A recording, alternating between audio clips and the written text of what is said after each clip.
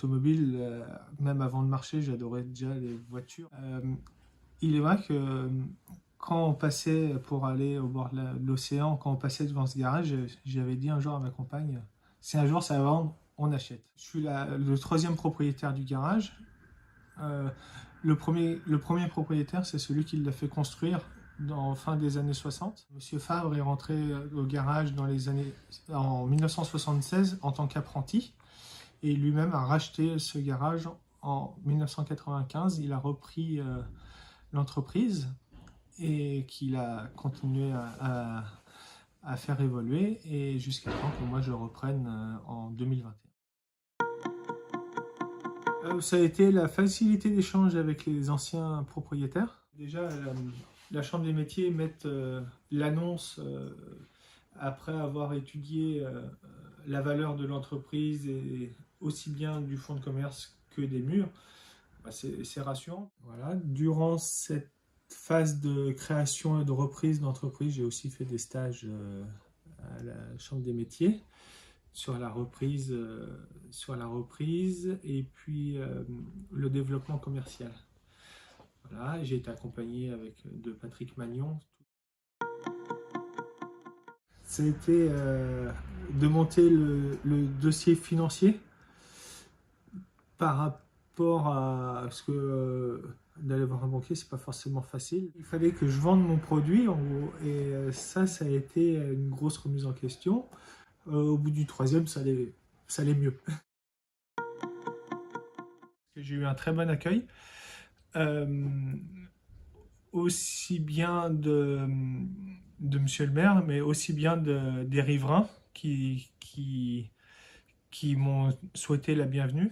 Ça m'a mis en confiance et les encouragements qu'ils m'ont donnés, que c'était bien qu'il y ait quelqu'un qui reprenne et qu'il y avait du travail. Un petit village comme Tusson, un commerce ou une entreprise, ça donne toujours de la dynamique. En plus, on est sur la place où il y a d'autres commerces et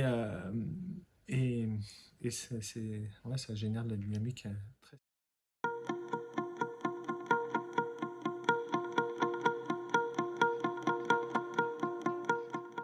Alors, je dirais en premier le cadre. Ce village est magnifique, il est préservé, on est, on va dire, tranquille, pas trop loin de Ruffec, où c'est une zone effectivement d'achalandise, mais en même temps suffisamment loin pour créer ici un commerce et que les gens de la commune et des communes alentours viennent se servir ici. Voilà, ça fait déjà un plus, on va dire, pour la commune. Et puis, il y a une dynamique dans cette commune. Ce n'est pas une commune musée, ce n'est pas un musée, même s'il y a de jolies pierres et de jolies maisons, c'est vivant.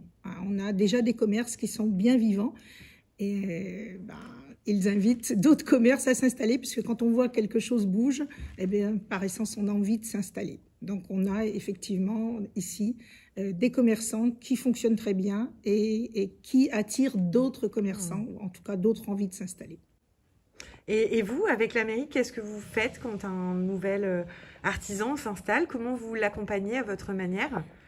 Alors déjà, il y a cette partie accueil. Eric, bien sûr, dès qu'un artisan a envie de s'installer, Eric le rencontre, parle avec lui de son projet, le soutient dans son projet, fait une étude avec lui si besoin pour savoir si effectivement c'est un projet qui va tenir la route ou si cette personne va rencontrer des difficultés. Les 2 derniers projets, on était tranquille, il n'y avait pas de difficulté, il y avait déjà la clientèle derrière, donc on savait que ça pourrait marcher. Et puis, on s'appuie aussi beaucoup sur la volonté et l'envie de faire de celui qui s'installe. Et à partir de ça, le maire, son équipe municipale sont présents pour accompagner et puis guider la personne qui souhaite s'installer.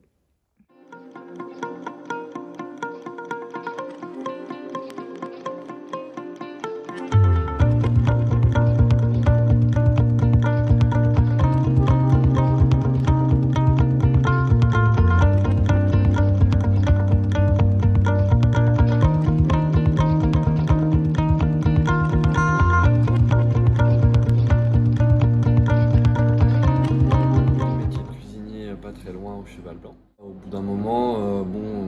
père m'a posé la question.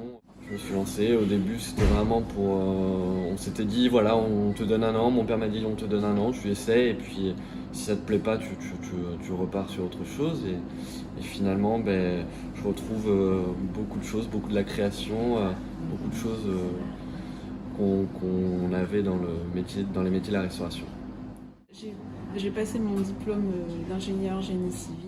J'ai commencé à travailler chez Bureau Veritas sur du contrôle technique de bâtiments. Et puis quand je suis tombée enceinte de mes enfants, des jumeaux, je me suis arrêtée 3 ans en congé parental. Et puis c'est vrai que je voulais peut-être revenir à des choses plus concrètes. Et puis j'ai mon père qui était cuisinier, mes grands-parents qui avaient tenu pendant très longtemps une boucherie-charcuterie. Donc c'était déjà un domaine qui me plaisait bien.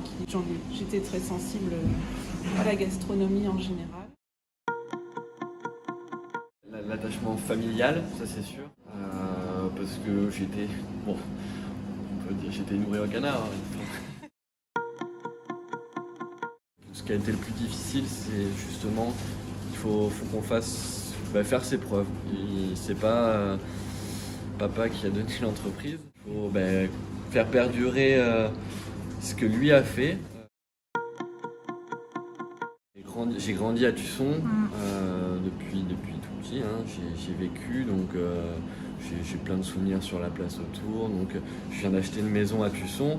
Donc pour moi, c'est aussi la continuité de tout ce qui a été construit par mon père, par même au-delà, parce que c'était les écuries de mon arrière-grand-père. Donc on fait vivre ce patrimoine familial.